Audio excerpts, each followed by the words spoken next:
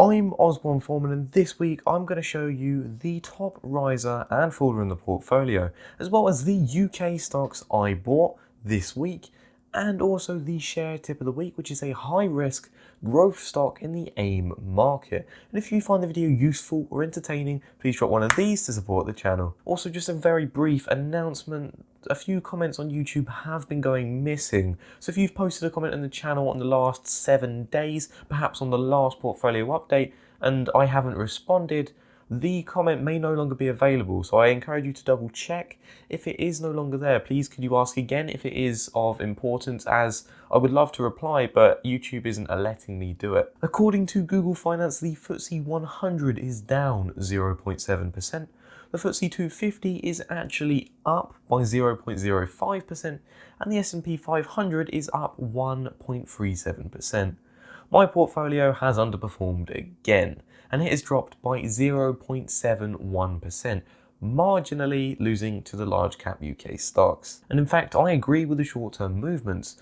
I believe this is due to my high exposure and weighting to retail. Both Games Workshop and Boohoo are both retailers, albeit occupying different niches, so they were very much impacted by the retail or consumer survey that was done, suggesting that actually consumer spending wasn't that high in December, and therefore it's less likely for them to make money.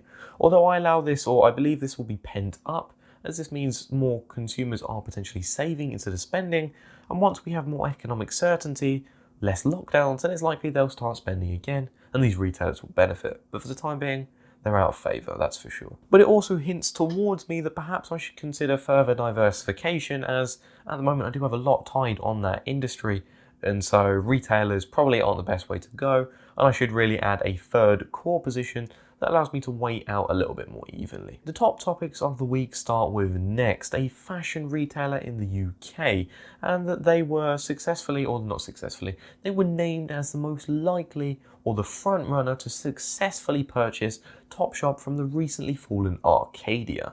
However, recently, they've announced that they're no longer in the running of the bids for Topshop, as they were unable to meet the expectations of the vendor.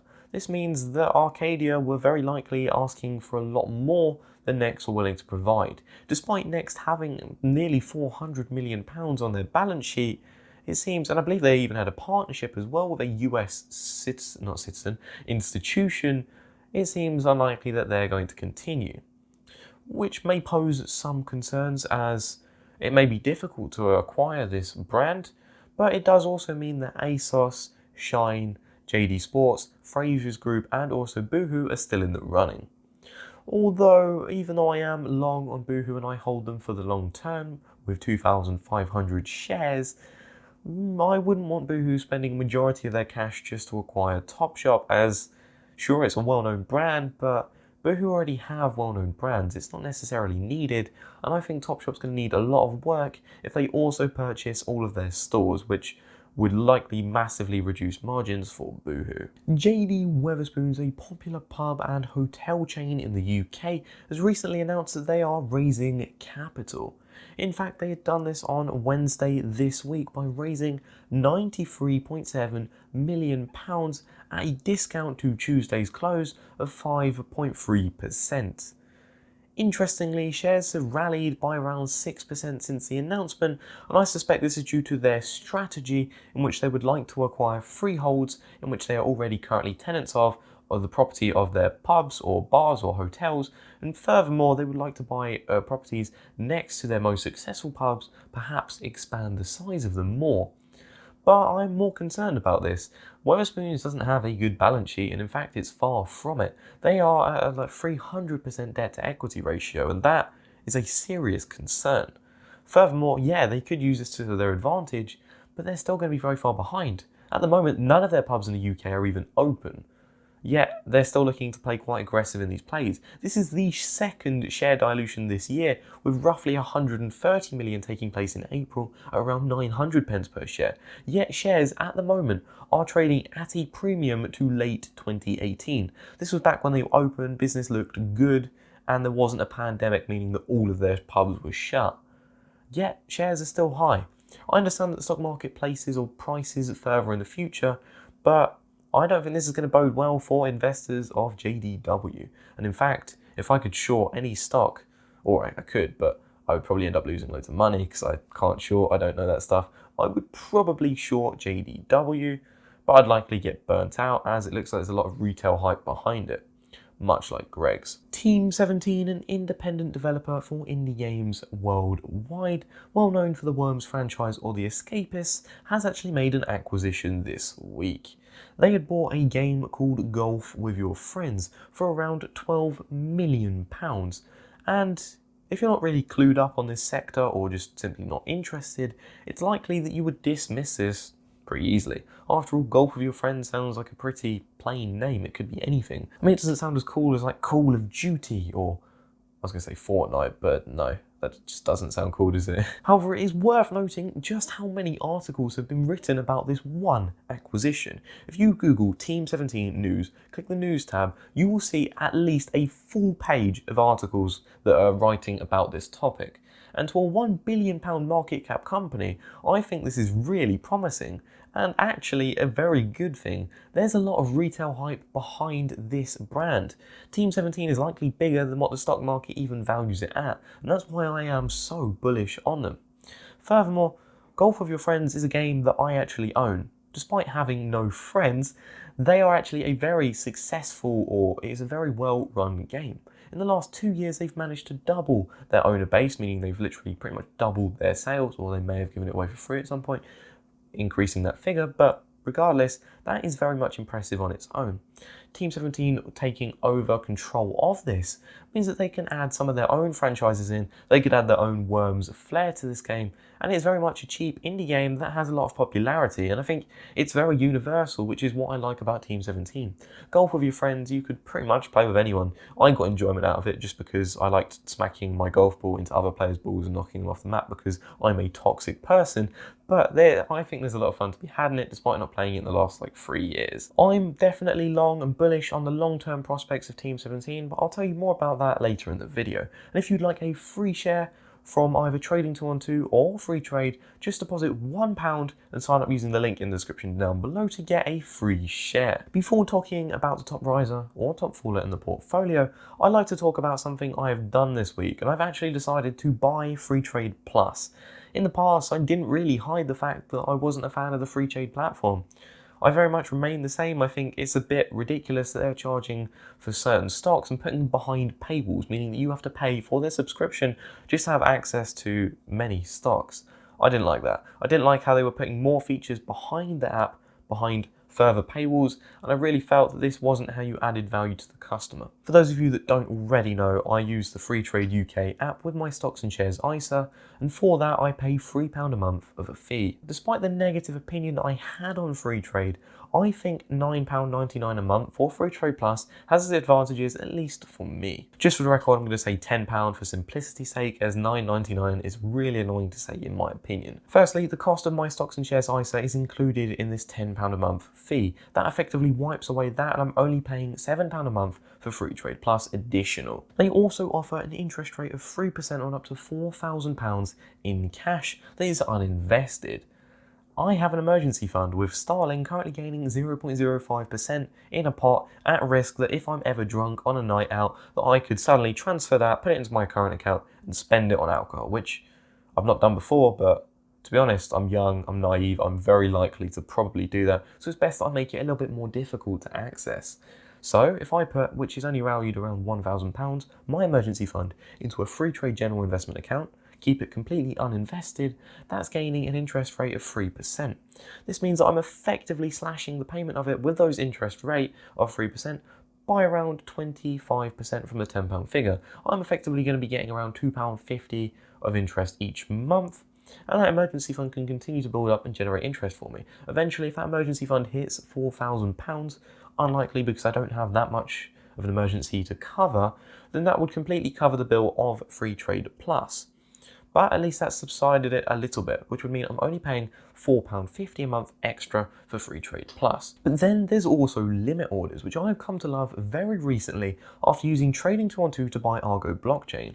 Many people hadn't been able to buy shares of this, and this is just the way the platform worked. It meant if you put a buy order in, you could have had it left for 2 days, even above market value, and it wouldn't have worked. Limit orders allow you to specify the specific price at which you would like to buy shares, which works very well. If you'd like to instantly purchase a stock, you could put it slightly above the current share price and pretty much get it instantly. But on the other hand, you could use this to avoid low liquidity in very volatile stocks. Team 17, for example, will frequently bounce between around £8.09 to £8.40, and usually when I place my order through using Freetrade's default standard payment or purchase, it will buy at the higher price, which is not what I want. So with a limit order, I can effectively save money on my investments just by putting it in on the lower price and letting the order sit and just being a little bit more patient.